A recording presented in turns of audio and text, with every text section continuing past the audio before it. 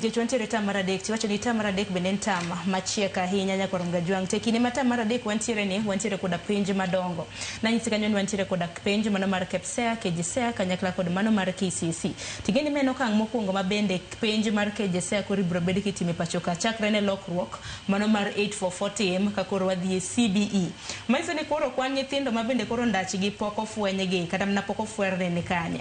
Nyiso ni kata mana ok gibi bedo ka giriwore koda skunde mago mag senior career paths. Gin bende ok gibi bedo godo. Aparo ni wamul mano Ochieng kapok wadhi e thor wach machielo. Erokamano. En adier makende mana kaka wawacho gi jotendwa mantiego kare ka gi jakupet representative gi jonat mochung' ne jo P1 mano koro mara kendo amor kabisa kaneno jatelo. Gima kelo gini maduong' en chandruok.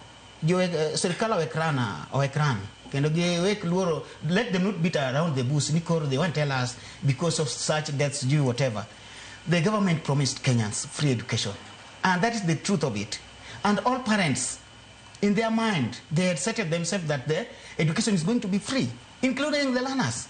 And that's the reason why you can see even the rollout of the primary or the primary school learners are big in number.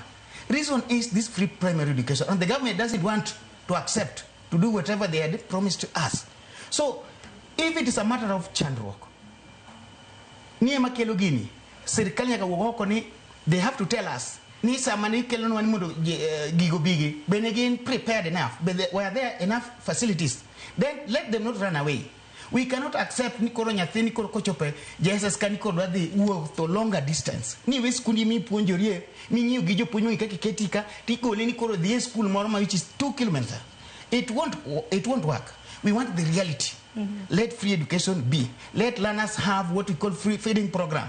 Let learners get even the school uniform. The basic needs for education, let the government provide.